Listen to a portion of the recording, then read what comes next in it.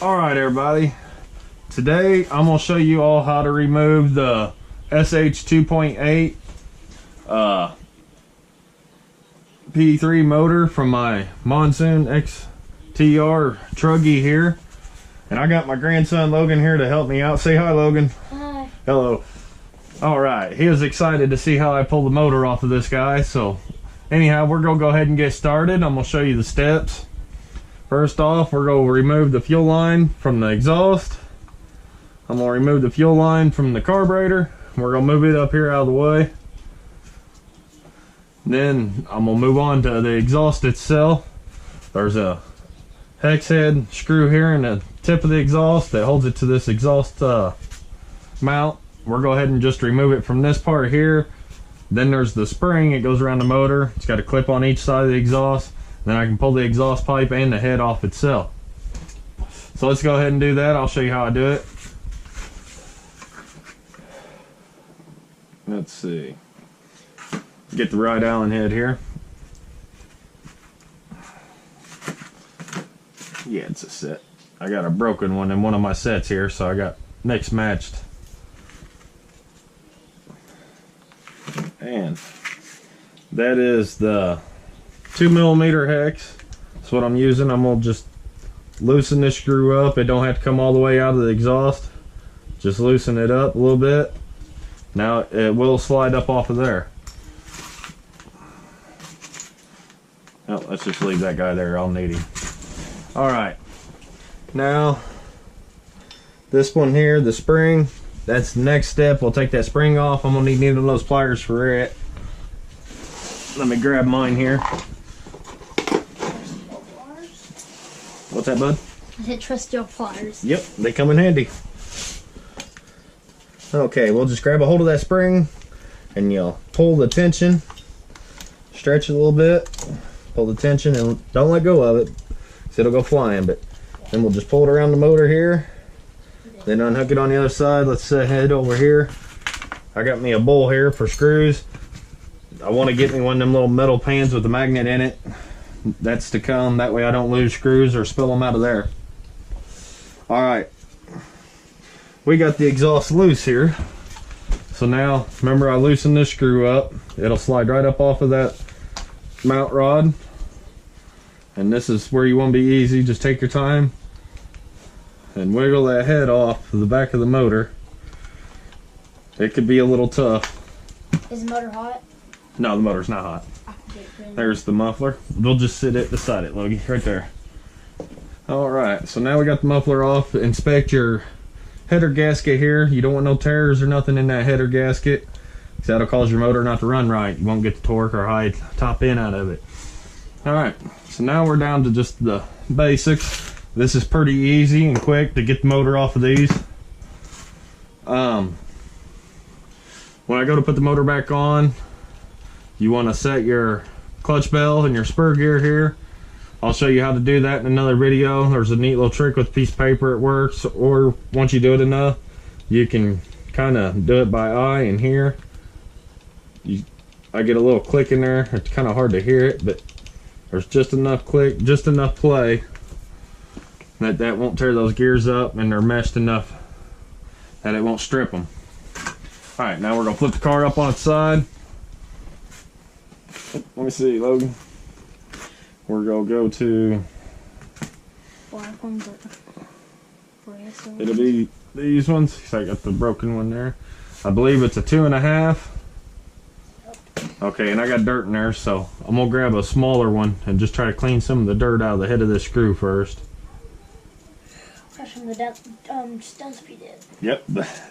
It probably is from the jumps we done. Way was outside bashing it, doing some jumps. I'll show some clips of those in the video.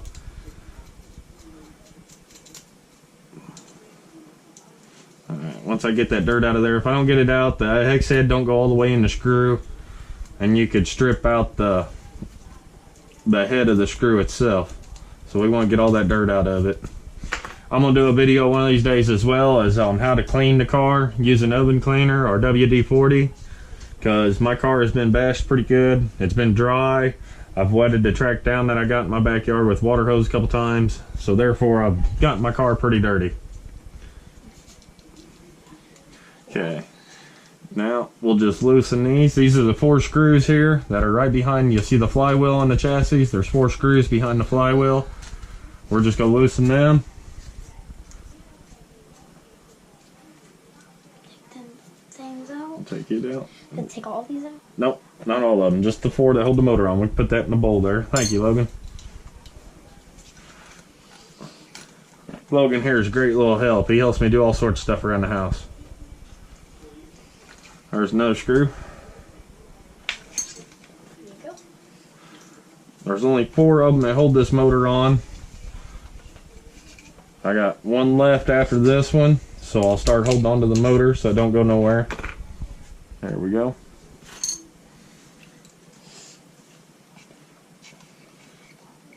Now when I put these back in, I'm out of Loctite right now, but I'll have some when I put the motor back on, and I'll put a little bit of Loctite on these screws just because they are the ones that go into the metal, or metal screws that go into the aluminum motor mounts on the bottom there. You don't want them backing out and your motor coming loose, because you could tear up your spur gear or even your clutch bell on there. Alright, I got those 4 screws out. Now I got 1 more linkage. I should have done this first, actually. I forgot. It's my throttle linkage. You should turn that around. So what we're going to do, I'll just do it like this, Logan. We're going to take the screw here off of the servo. I'm going to leave the arm on there. That way I just have the 1 screw here. And I'm going to pop it out. And there we go. And the motor comes right off. That is the SH.28 P3 motor off the Monsoon. This is the stock factory motor on my Monsoon. I haven't upgraded nothing yet. Reason. Here? Put that in there if you wanted. Yeah, you can. Make sure it's the black one that goes back in it. Did you get it? Here's. Oh, this one goes in there. You can put that one in that one. Thank you, Logan. Alright, the reason I'm taking the motor off today is either I got debris or I got a clutch that went bad. And it looks like I could see part of the clutch or spring sticking out of the bell right there, actually. Which, when I get the replacement parts for this clutch bell, I'm going to get new clutch shoes. I'll show you all in the video how to take this clutch bell off and redo this. Do the repair on that, and we'll get the clutch bell. See here.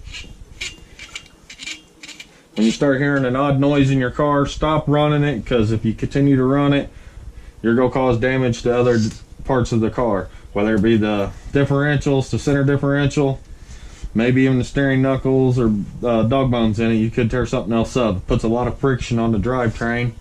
The car don't roll as easy as it's supposed to, and you'll also use a lot more fuel than what you would if it's just moving easily like butter. Alright, well there you all have it. We got the motor off the truggy until I get some replacement parts for the bell clutch here. That'll be a wrap. Me and Logan here, we got the motor off successfully, and my next video will be fixing the clutch bell and putting the motor back on. So hopefully this helps you all out if you're all having problems with your truggy here. You want to see how to take it apart or need information on how taking it apart. I will be breaking mine, not on purpose, but I'm not going to take it easy on the car either. So as things break, I'll repair them here on video and you'll be able to see. Also, I'll be doing upgrades to different parts of the car. As I get the money for the upgrades, you'll see me do those as well. Alright, I hope y'all enjoyed the video. Me and Logan did here. We appreciate y'all for watching. Hope y'all learned something. And please hit that like, share button, and subscribe to my channel already if you haven't. Alright, thank you. Say bye, Logan. Bye.